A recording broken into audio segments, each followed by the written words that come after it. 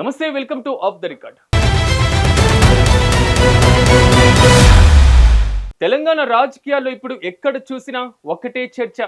మార్పు ఖాయమా లేక మురుపటి జోరు కొనసాగుతుందా? అంటే రాజకీయాల్లో ఏదైనా జరగొచ్చు. ఇప్పటి వరకు కాంగ్రెస్, బీఆర్ఎస్, బీజేపీల మధ్య టఫ్ ఫైట్ అనుకుంటే సీన్లోకి అనూహ్యంగా ఎంట్రీ ఇచ్చారు పవన్ కళ్యాణ్.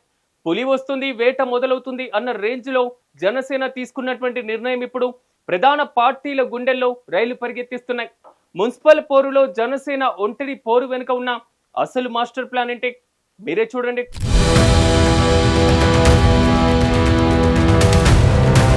తెలంగాణ మున్సిపల్ ఎన్నికల నగారా మోగక ముందే పొలిటికల్ హీట్ పీక్ స్టేజ్ కి చేరింది. ఫిబ్రవరి, మార్చి నెలల్లో జరగనున్న ఈ పోరును సెమీఫైనల్ గా భావిస్తున్నాయి ప్రధాన పార్టీలు. అధికార కాంగ్రెస్ తన పట్టు నిలుపుకోవాలని, బీఆర్ఎస్ తిరిగి పుంజుకోవాలని, బీజేపీ తన బలాన్ని నిరూపించుకోవాలని చూస్తున్నాయి. చాలా కాలం సైలెంట్ గా ఉన్నటువంటి జనసేన పార్టీ ఇప్పుడు గేర్ మార్చింది. తెలంగాణలో అడ్హక్ కమిటీల నియామకం, క్షేత్రస్థాయిలో రిపోర్టుల సేకరణతో పవన్ కళ్యాణ్ గ్రౌండ్ వర్క్ సిద్ధం చేశారు.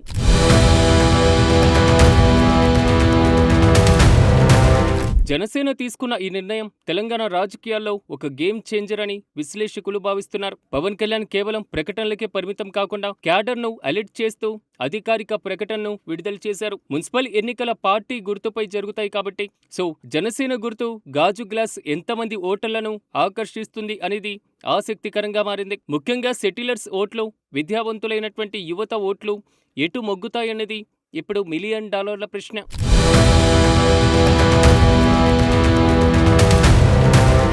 జనసేన రాకతో ప్రధాన పార్టీల వ్యూహకర్తలు రీక్యాలిక్యులేషన్ మొదలుపెట్టారు.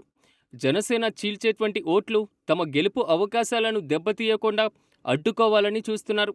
బీజేపీకి రావాల్సినటువంటి అర్బన్ ఓట్లు జనసేన వైపు వెళ్తాయా, లేక కాంగ్రెస్ అసంతృప్త ఓటర్లు పవన్ కళ్యాణ్ వైపు మొగ్గు చూపుతారా అనేది టెన్షన్ పార్టీలో స్పష్టంగా కనిపిస్తుంది. అందుకే ఇప్పుడు అంతా దీన్ని పవన్ టెన్షన్ అని పిలుస్తున్నారు.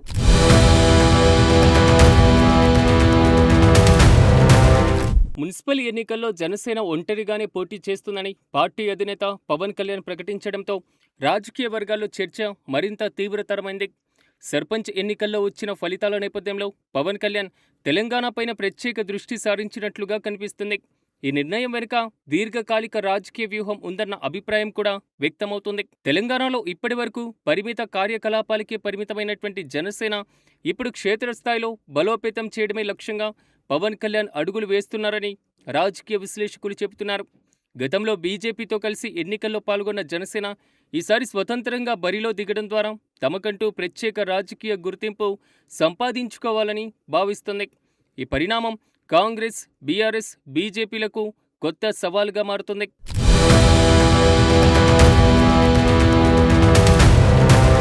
ఇప్పటికే జనసేన బూత్ స్థాయి కమిటీల ఏర్పాటుపైన దృష్టి పెట్టింది.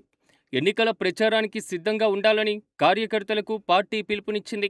ఈ ప్రకటనతో జనసేన శ్రేణుల్లో కొత్త ఉత్సాహం కనిపిస్తుండగా అదే సమయంలో ప్రధాన పార్టీల్లో ఆందోళన మొదలైంది. ఇదే ఇప్పుడు తెలంగాణ రాజకీయాల్లో పవన్ టెన్షన్గా మారింది.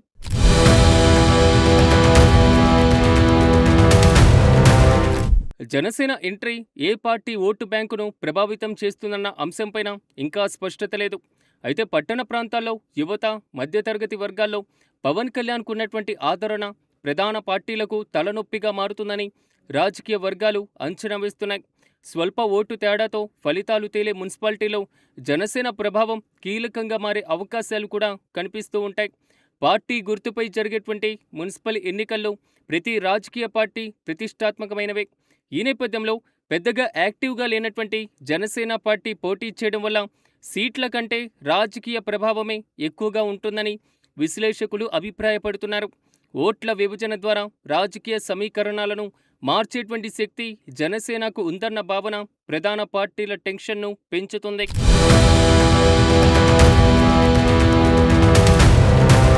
గతంలో బీజేపీతో పొత్తు పెట్టుకున్నటువంటి జనసేన ఈసారి మాత్రం ఒంటరిగానే బరిలోకి దిగుతుంది. తమ సొంత బలం ఎంతో తేల్చుకోవాలని పవన్ కళ్యాణ్ డిసైడ్ అయ్యారు. ఇది పార్టీ క్యాడర్లో కొత్త జోష్ను నింపింది.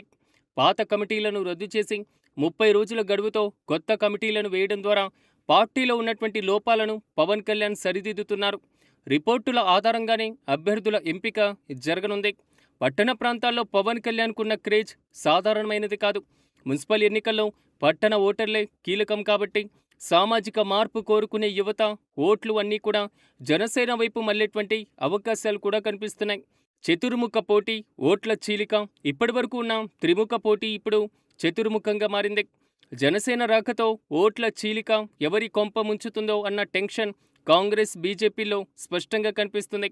ఈ ఎన్నికలు కేవలం మున్సిపల్ సీట్ల కోసం మాత్రమే కాదు, 2028 అసెంబ్లీ ఎన్నికలకు పునాది వేయడానికి, క్షేత్రస్థాయిలో పార్టీ నిర్మాణాన్ని బలోపేతం చేయడమే పవన్ కళ్యాణ్ లక్ష్యం.